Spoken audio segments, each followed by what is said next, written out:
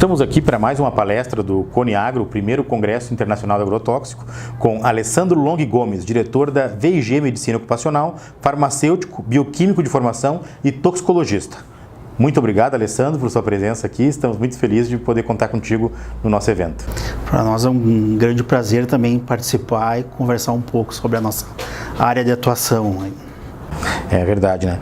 Entre os assuntos que nós vamos tratar será a prevenção e saúde do trabalhador rural que fica exposto ao agrotóxico, aos agroquímicos, e também um comparativo entre os agrotóxicos do passado e a evolução deles. Então, eu gostaria de falar como é que a história da nossa empresa e também familiar, como é que a gente se interessou por estudar a toxicologia, né? Estudar essa parte de saúde do trabalhador, né? O meu pai era médico hematologista, professor da UPF, da Faculdade de Medicina, né?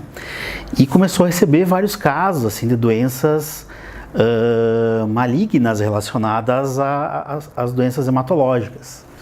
Então, ele começou a fazer uma correlação com a exposição ocupacional, né? Então, eram agricultores, tinham mais ou menos os mesmos sintomas, né? As mesmas doenças, né? Só perceber que tinha algo em comum ali. Exato, que alguma coisa estava fazendo com que fosse acontecendo, originando essas doenças hematológicas, né? Então, ele chegou à conclusão que era o uso, né, de determinados agentes, assim, né, uns agrotóxicos, na década de 70, né, ele era professor nessa época, começou a se interessar por essa área, né. Então fez um trabalho, fez uma outra especialidade chamada patologia clínica, que ele usou o trabalho desses casos clínicos que ele teve lá para pautar o trabalho dele, né? Então teve uma coisa para a época bem inovadora assim na cidade, né? Não existia muito medicina do trabalho, a figura do médico do trabalho, e então ele acabou sendo um dos pioneiros aqui da região, né? Na toxicologia e na medicina do trabalho com esse estudo dele, né? Eu comecei a me interessar na década de 90, então comecei a trabalhar com saúde do trabalhador na década de 90, quando, digamos assim, já estava mais tranquilo os agroquímicos, né? Então hoje em dia a gente não observa mais tantas patologias, né? É mais restrito, assim, não se tem acompanhamento de intoxicação, assim, há muitos anos a gente não vem acompanhando, mas naquela década de 70, né? Depois eu vou falar o porquê que acontecia tanto problema de intoxicação, né? E hoje a gente já não vê mais tanta coisa, assim, hoje está bem mais tranquilo. Fala um pouco mais para nós, como é que era na década de 70 o uso, o comparativo, a diferença com relação a hoje, né? Traz para nós a tua experiência aí. Então, por esse estudo, né, que o meu pai realizou, né, ele investigava todos os hábitos do trabalhador, né?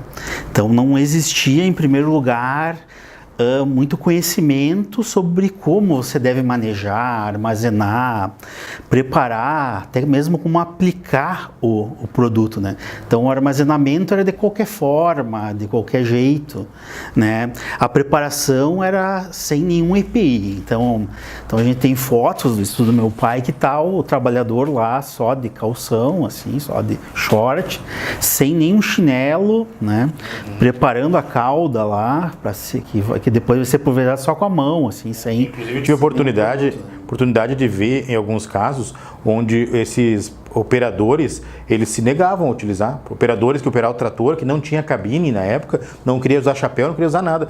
Foi necessário aplicar punições, né, punições financeiras, ou não, vai ganhar um gancho do teu dia de trabalho, para poderem começar a se habituar. No início ninguém queria usar. Quando a gente fala em uso de EPIs, né, então a gente tem a legislação que prevê que o empregador ele deve fornecer os EPIs adequados, dar treinamento ao trabalhador e fiscalizar o uso.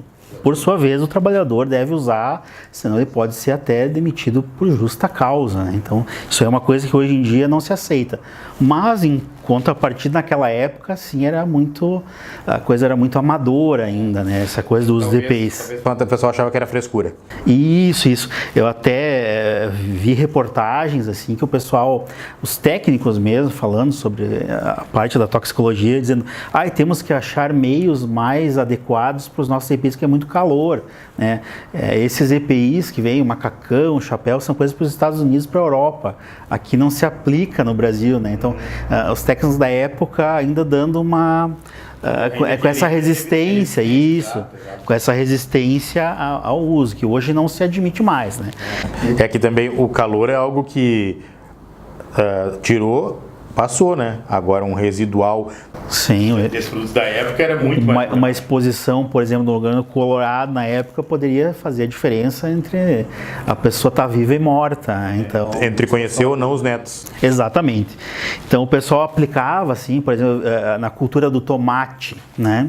Então passava ali com um compressorzinho de ar, aplicando, né? Sem nenhum EPI, né? Então fazia aquela névoa do produto, né?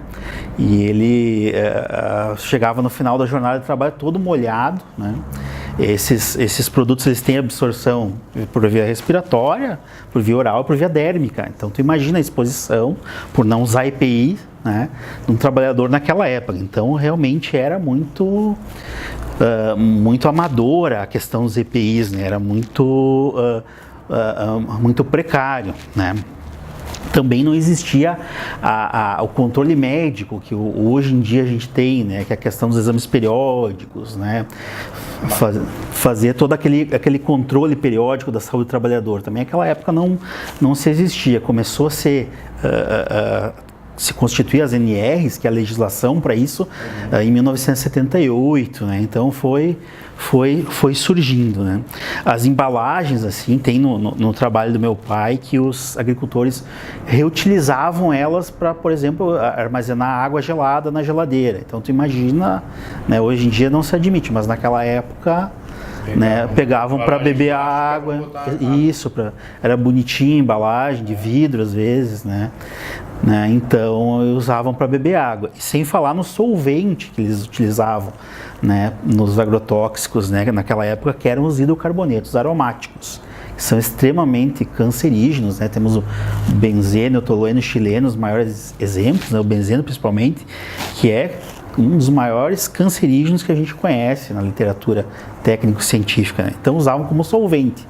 Esses solventes estavam presentes nos agrotóxicos da época. Eram solventes que se utilizavam, organofosforados, né?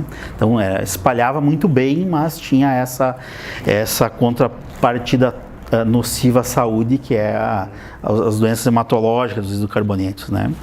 Então eram bem nocivos à saúde, né? Com o passar do tempo, então, foi se restringindo o uso dos organoclorados, né? A ciência evoluiu, a toxicologia evoluiu, e viu-se realmente que...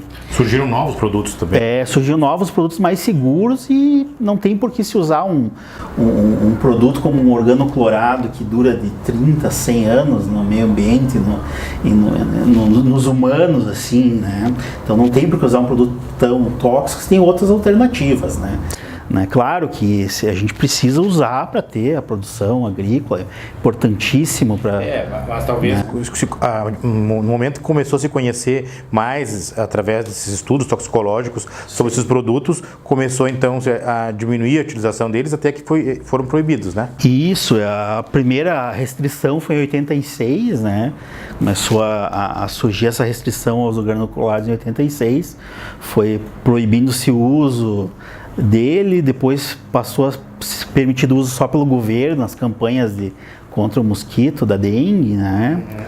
E em 2009 não se pôde mais nem produzir nem armazenar em território nacional os organoclorados, né? Então foi digamos assim, um grande avanço para a toxicologia, né? Em contrapartida, Tem muitos estudos que diz que aumentou os casos de malária, porque ele é muito bom para um mosquito, né, para erradicar o Aedes aegypti. Muito mal o mosquito, né? É muito mal, ele funciona muito bem. Funciona muito bem. Ele funciona muito bem, ele erradica mesmo o é nesses casos que talvez deva se fazer o comparativo entre a necessidade e o possível mal e o mal em não utilizar, né? Com relação ao mosquito da dengue e o mesmo ou da malária. Né? É uma coisa para os cientistas fazer um estudo de risco-benefício, o risco de usar e o benefício que possa ter. O que vai ocasionar mais mortes? Deixar a malária como está ou usar um agrotóxico potente, né? Então, sabe que nessa época, em 2009, em 2009, quando foi proibido esses materiais, houve, claro, agricultor e as pessoas de modo geral têm dificuldade com as mudanças, né? Então eles gostavam desse produto porque eles tinham uma determinada eficiência. Então houve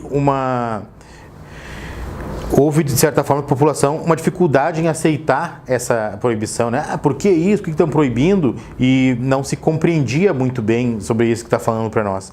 Mas da mesma forma se começou a utilizar novos produtos tão eficientes quanto ou ainda mais eficientes e com risco bem menor. Então, em pouco tempo se percebeu no agricultor que ele viu que aquele produto não era tão indispensável, né?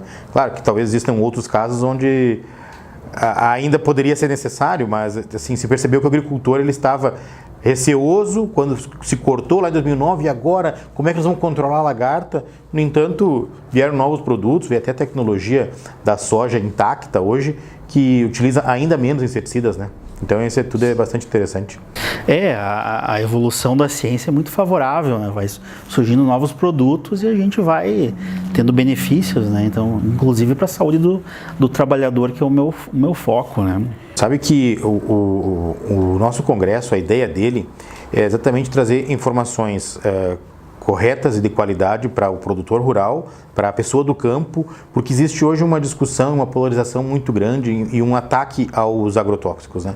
E até quando estávamos fazendo alguns materiais, fomos questionados durante o congresso, vocês são a favor ou contra os agrotóxicos, né? E até uma pergunta interessante, mas a resposta ela não é fácil. Não somos a favor do agrotóxico, somos a favor do agronegócio e sabemos da necessidade dos agroquímicos, dos agrotóxicos para a produção agrícola. Mas da mesma forma, gostamos da tua presença aqui, que traz essas informações de que esses produtos são veneno e tem que tomar um cuidado muito grande, principalmente para o trabalhador rural que tem o contato lá e que vai trabalhar com ele em concentrações altíssimas. Ou nesse caso específico, onde alguém pegava a garrafa, colocava água para gelar na geladeira. Imagina a concentração que ela está tomando, ainda usava a tampa ainda, que talvez do vidro até saísse boa parte. Mas da tampa não saía.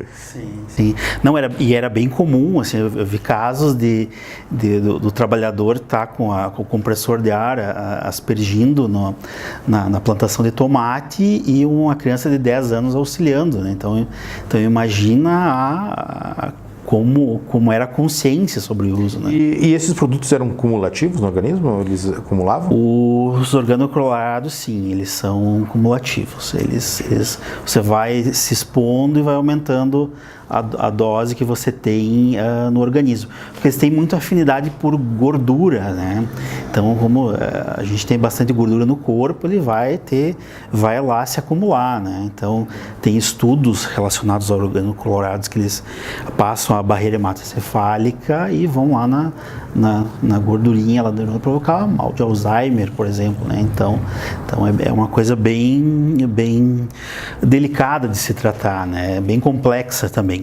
Mas você pode também morrer de malária, né? Então tem todo... Ou mesmo morrer de fome, que é ainda mais rápido. Então, então tem que se usar. Eu tenho um pensamento como profissional da toxicologia, né? Uso racional dos agrotóxicos, né? Usar da maneira mais correta que possa dar o menor impacto para a natureza, para o trabalhador, né? Então, mas não deixar de usar, a gente precisa, né, usá-los. Né? Sabe que atualmente a tecnologia está aí para ajudar em todos os setores, né? E dentre os setores são os setores agrícolas. Dentre os setores é o setor agrícola também. Alguns dias conversando com com o pessoal, com o economista, falando sobre uns drones com capacidade de faz um sobrevoo, identifica mapeia onde tem, por exemplo, insetos e depois vem e faz a aplicação, né? Diminui o contato do operador, faz a aplicação só nos pontos que precisam, porque a atual forma de aplicação de inseticidas, de agroquímicos nas áreas agrícolas, principalmente nas grandes áreas, como a cultura da soja, é sempre preventiva. Então, existe uma receita e se apareceu em um determinado ponto, eles fazem uma aplicação geral em toda a área, né? Ou em toda aquela